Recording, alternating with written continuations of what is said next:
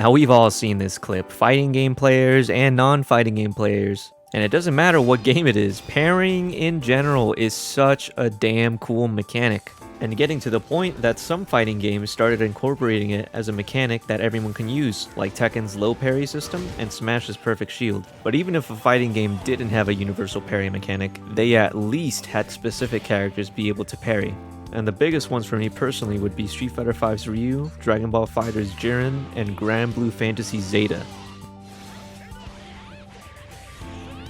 But today, we're going to talk more about why Street Fighter 6's perfect parry mechanic is good for the game, actually.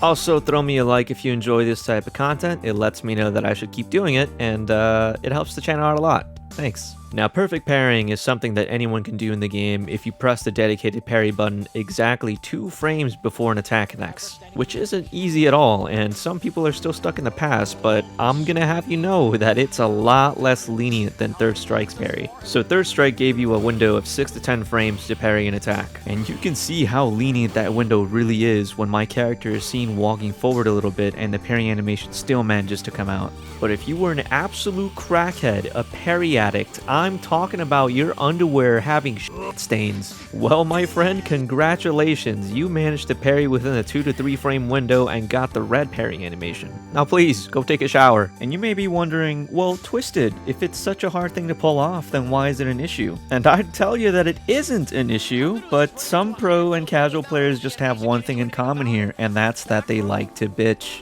And while I'd like to leave it at that and end the video, let's go over why this mechanic poses a problem. But hey, let me tell you a secret. I think it fixes you from playing like a brain-dead idiot. Now, the reward you get for perfect parrying causes both players to freeze for about half a second and will give you a guaranteed punish counter. Most players at this point in the game will use this for a side switch, corner carry, or if the health is low enough, use it for a kill opportunity.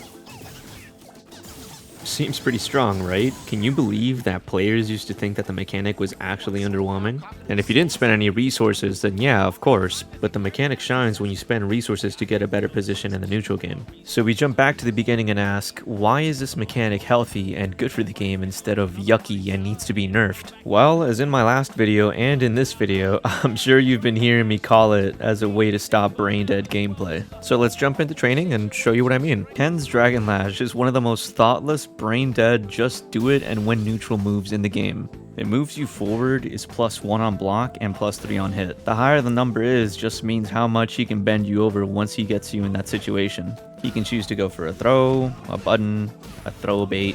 It's a strong option, and it's really good to abuse. And what stops your opponent from doing this over and over is perfect parrying. But I do want to say that Ken isn't the only one that has special moves that do something like this. And even if characters in the game don't have special moves that do something similar to Dragon Lash, everyone can at least put you in a similar situation like this with Drive Rush into button. Some obviously being more brain dead than others.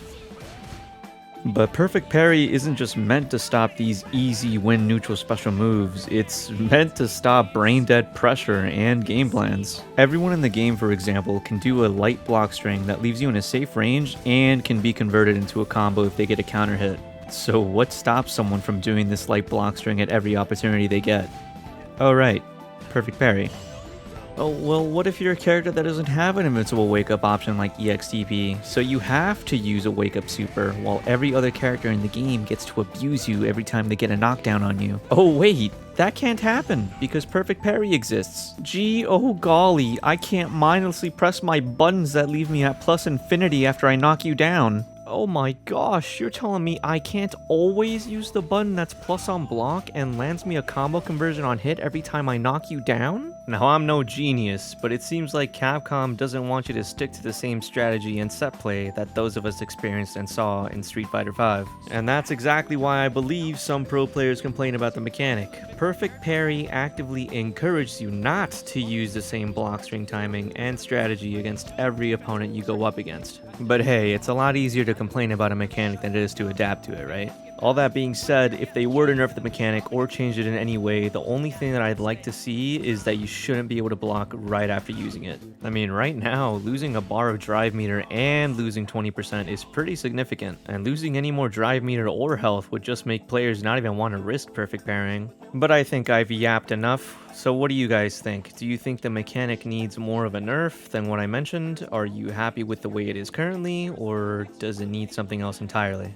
I think I may talk about Drive Rush next, but if you guys have something about the game that hasn't really been talked about, or want to hear my opinions on something about the game, make sure you also leave a comment for that. The one with the highest amount of likes will be pinned to the top of this video and be featured on the next video.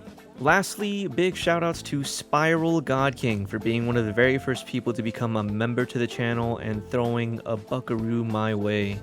I plan to do something special for the first few members to join, and plan on giving those who are members perks for joining in the first place, so maybe that might entice some others to join the party.